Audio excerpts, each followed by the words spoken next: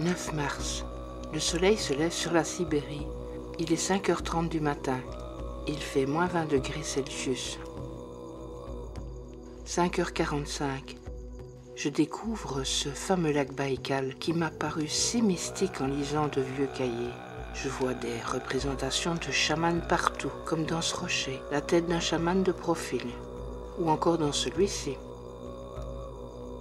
Oui, parce que, il y a quelques mois, j'ai trouvé dans le grenier de la maison familiale de vieux carnets relatant l'aventure extraordinaire d'un de mes ancêtres, Antoine, et de son voyage à travers la Sibérie, et plus particulièrement ses aventures sur le lac Baïkal.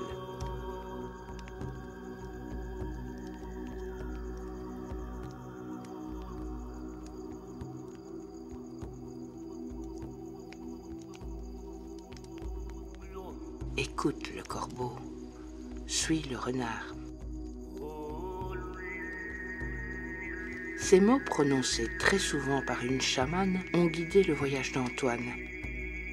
Il décide de l'accompagner lors du voyage initiatique qu'elle entreprend et qui lui permettra de faire autorité parmi les siens.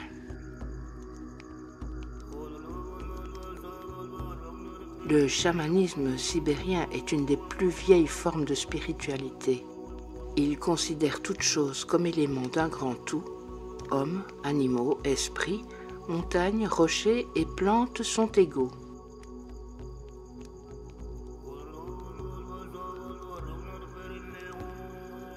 Écoute le corbeau, suis le renard. Il y a ce monde-ci et l'autre monde. La chamane a la capacité de traiter certaines maladies, communiquer avec les esprits de la nature, faire venir le gibier, faire tomber la pluie, accompagner l'âme des morts, nommer un enfant. Il existe des esprits auxiliaires qui prennent la forme d'un animal, ours, loup, cerf, lièvre, mais aussi oie, aigle, hibou, corneille.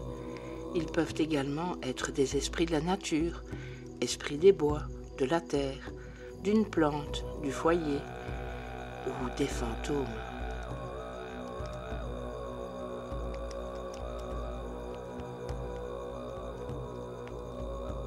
Antoine apprend que l'âme quitte le corps humain sous forme de corbeau.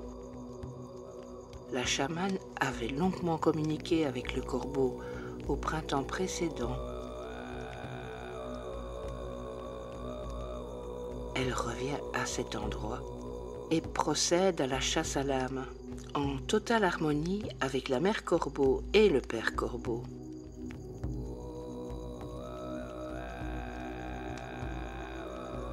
Écoute le corbeau, suis le renard.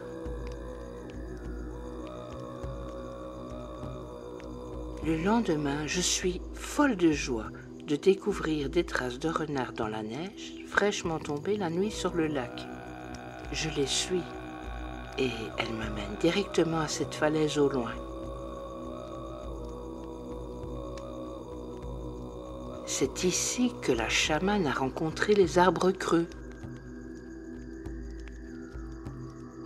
et qu'elle a fini par briser en 7 morceaux l'un des arbres.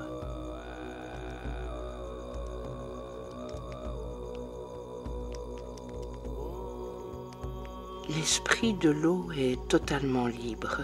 Il crée des œuvres très éphémères, mais d'une beauté incroyable. La chamane observe longuement tout ce qui l'entoure. Elle entre ensuite en phase avec les esprits qui lui chuchotent les situations qu'ils apprécient et sait la modifier pour que l'harmonie de la nature soit complète.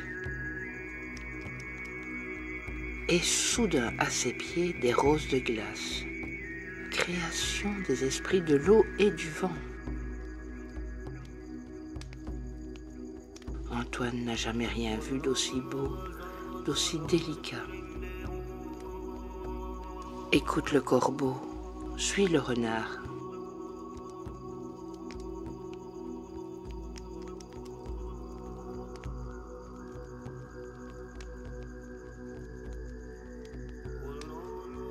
Le lendemain, dernier jour de mon voyage, J'arrive à l'endroit décrit par Antoine comme étant le plus spirituel de tout son voyage. Il prétend que la chamane y est restée de longues heures allongée sur la glace, totalement immobile, dans une transe infinie, réunion intime et ultime de son initiation avec les esprits. Arrivé au bord de la falaise, je suis prise d'étourdissement. Une profonde voix de chamane résonne en moi. Et jusqu'à ce jour, elle chante encore lorsque le stress me prend. L'esprit du lac Baïkal m'envahit et une vaste sensation de paix infinie me recouvre. Écoute le corbeau, suis le renard.